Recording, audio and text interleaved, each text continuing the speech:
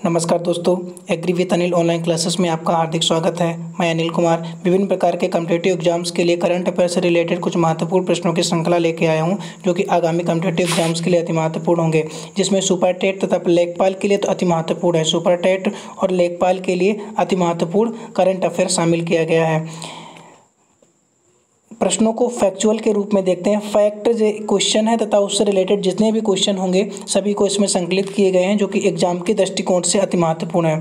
दोस्तों, वीडियो को देखने से पहले वीडियो को लाइक कर लें तथा यदि आपने सब्सक्राइब नहीं किया तो सब्सक्राइब की बटन को अवश्य दबा लें, जिससे कि पूर्व में अपलोड किए हुए वीडियो तथा आगामी वीडियो की नोटिफिकेशन आप तक प्राप्त हो सके। देखते हैं दोस्तों, 17 अप्रैल 2020 को केंद्रीय कृषि मंत्री नरेंद्र सिंह तोमर ने किसान रथ मोबाइल ऐप लॉन्च किया है। इसकी टैगलाइन क्या है? तो किसान रथ मोबाइल ऐप केंद्रीय कृषि मंत्री नरेंद्र सिंह तोमर के द्वारा लॉन्च किया गया है। ये कब लॉन्च किया गया है? 17 अप्रैल 2020 को लॉन्च किया गया है। इसकी जो टैगलाइन है, किसान का अपना वाहन। टैगलाइन क्या है? किसान का अपना वाहन। इससे रिलेटेड फैक्ट को देखते हैं, जो भी तथ्य इससे रिलेटेड और भी क्वेश्चन बन सकते हैं उसको देखते हैं।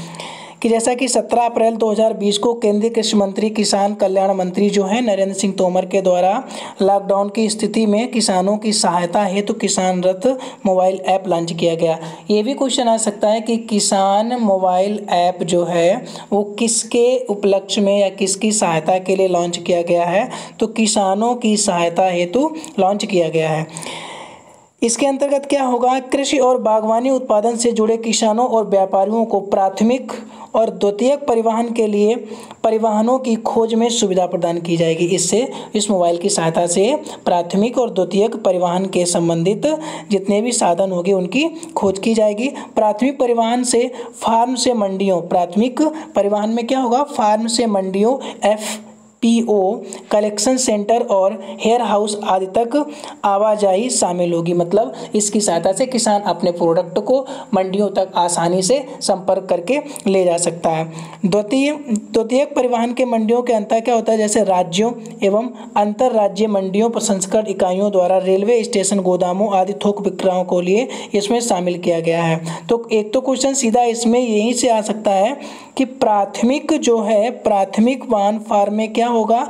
तो प्राथमिक में फार्म से मंडियों, APO collection centre, warehouse आदि की आवाजाही पर शामिल किया गया। जबकि द्वितीय परिवहन में क्या किया गया? मंडियों से अंतर राज्यों और अंतर्राष्ट्रीय मंडियों, प्रसंस्करण इकाइयों, रेलवे स्टेशन, गोदामों और थोक विक्रेताओं आदि के आवागमन को शामिल किया गया है। कोविड-19 के कारण देश में लॉकडाउन के समय परिवहन को लेकर आने वाली समस्याओं का समाधान करने हेतु किसान रथ ऐप जो है ये अत्यधिक महत्वकारी शामिल होगा या साबित होगा। इसमें क्या कहा? किसान का अपना वाहन। इसकी जो टैगलाइन है, किसान का अपना वाहन होगा, टैगलाइन होगा। कृषि उत्पाद परिवहन में यह एक महत्वपूर्ण मील का पत्थर साबित होगा। यह मोबाइल ऐप पूरे भारत में उपयोग के लिए एंड्रॉयड वर्जन 08 भाषाओं में उपलब्ध कराया गया है। एक तो क्वेश्चन इसमें ही बन जाता है कि जो किसान रथ मोबाइल ऐप बना है इसमें कितनी लैंग्वेज को शामिल किया गया है? तो 8 लैंग्वेजेस को शामिल किया गया। ये एंड्रॉयड वर्जन में है और 8 भाषाओं को उपलब्ध कराया गया है।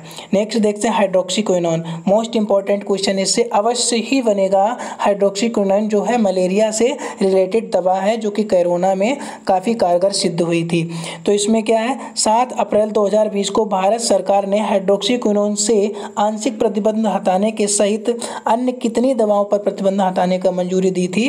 तो ये 14 अन्य दवाओं पर हटाने की मंजूरी दी थी। जिसमें देखते हैं कुछ महत्वपूर्ण को है, जैसे कि उनमें से vitamin B1, vitamin B12, tinidazole, metronidazole, एक्सीक्लोविरिन, विटामिन B6, क्लोरोफेनिकॉल आदि शामिल है। हाइड्रोक्सीक्विनोन से आंशिक रूप से प्रतिबंध हटाया गया था। सरकार ने मानवीय अवधारणा पर अमेरिका सहित कुछ चुनिंदा देशों की मांग पर इसकी पूर्ति को हेतु निर्णय लिया था।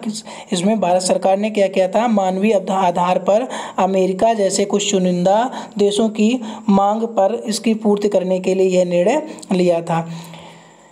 यह यह दवाएं उन देशों में भेजी जाएंगी जिन्हें भारत से सहायता प्राप्त करने की आस है। यद्यपि घरेलू आवश्यकताओं की पूर्ति स्टॉप के बाद ही उपलब्धता के आधार पर इसको निर्यात किया जाएगा। उल्लेखनीय है कि हाइड्रोक्सीक्विनोन एंटी मलेरिया टेबलेट है। हाइड्रोक्सीक्विनोन क्या है? एक एंटी मलेरिया टेबलेट है जो कि कोरोना संक्रमण को कम प्रभाव करने में भी मददगार सिद्ध हुई है। 5T योजना क्या है? 5T योजना 7 अप्रैल 2020 को किस मुख्यमंत्री के द्वारा कोविड-19 का मुकाबला करने हेतु 5T योजना प्रारंभ की गई थी? तो दिल्ली के मुख्यमंत्री अरविंद केजरीवाल के द्वारा की गई थी। इससे रिलेटेड 5T का देखते हैं। 5T का मतलब क्या होता है? 5T का एक तो टेस्टिंग हो गया, दूसरे T का मतलब हो गया ट्रेसिंग हो गया, टीम वर्क हो गया, ट्रीटमेंट हो गया तथा ट्रेसिंग हो गया। इस प्रकार से 5T का मतलब हुआ।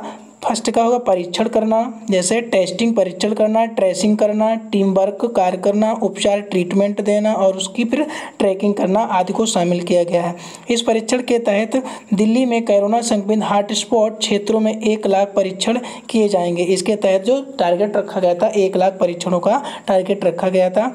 दिल्ली के वर्तमान हॉटस्पॉट क्षेत्र जैसे दिलशाद गार्डन और निजामुद्दीन आदि इसमें शामिल थे। ट्रेसिंग कार्यक्रम के तहत सरकार उन लोगों की पहचान करेगी जो कि कोविड-19 के संपर्क में आए हुए हैं। ट्रीटमेंट कार्यक्रम के तहत जो इसमें ट्रेसिंग का कार्यक्रम क्या है? ट्रेसिंग के तहत क्या करेगी?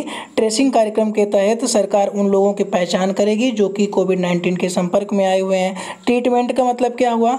लगभग 2950 बेड, ट्रीटमेंट के तहत लगभग 2950 बेड के रूप में कोरोना वायरस संक्रमित रोगियों हेतु आरक्षित किए गए थे। इसमें मोस्ट इंपॉर्टेंट क्वेश्चन बन सकता है कि 5T में ट्रेसिंग के तहत क्या किया जाता है? तो ट्रेसिंग के तहत लोग संक्रमित रोगियों को पहचान किया जाएगा, जबकि ट्रीटमेंट के तहत कितने बेडों का सुरक्षित किया गया था? तो ट्रीटमेंट के तहत 2950 बेडों को आरक्षित किया गया था। टीम वर्क के तहत क्या किया गया? टीम वर्क के तहत दिल्ली सरकार और केंद्र सरकार मिलकर के काम करेंगे। टीम वर्क के तहत क्या होगा? दिल्ली सरकार और केंद्र सरकार मिलकर के इसमें कार्य करेंगे। ट्रैकिंग का मतलब क्या है?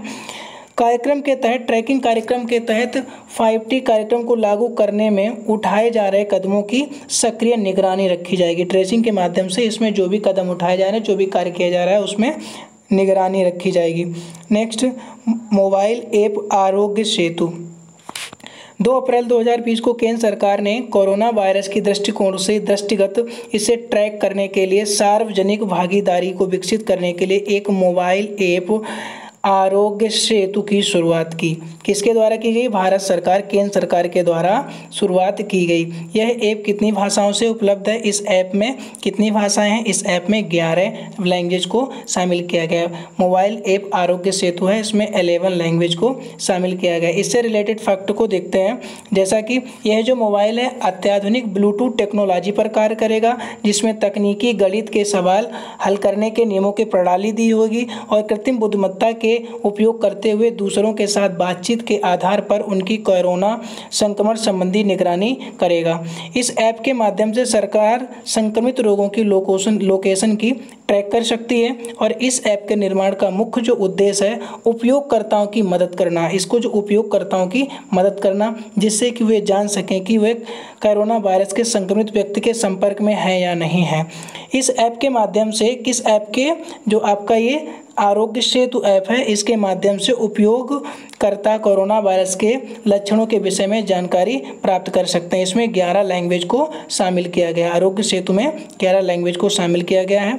इस ऐप द्वारा एकत्र किए गए व्यक्तिगत डाटा को अत्याधुनिक तरीके या तकनीक द्वारा उपयोग करके एनक्रिप्ट किया गया है और डाटा को चिकित्सा सुविधा की आवश्यकता पड़ने पर सुरक्षित किया गया है।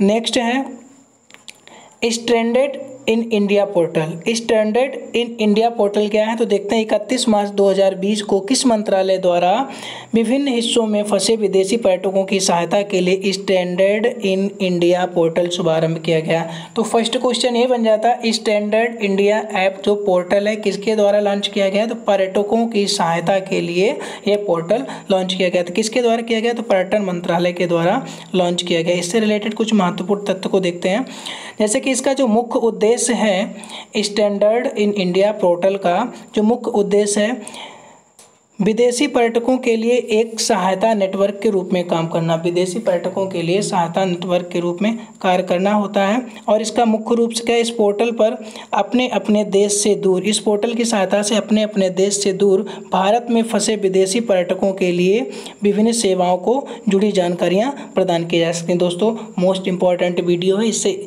ज़रूर 2 क्वेश्चन प्रत्येक कॉम्पिटिटिव एग्जाम्स में पूछे ही जाने हैं, अतः इसको अभी से रट डालिए।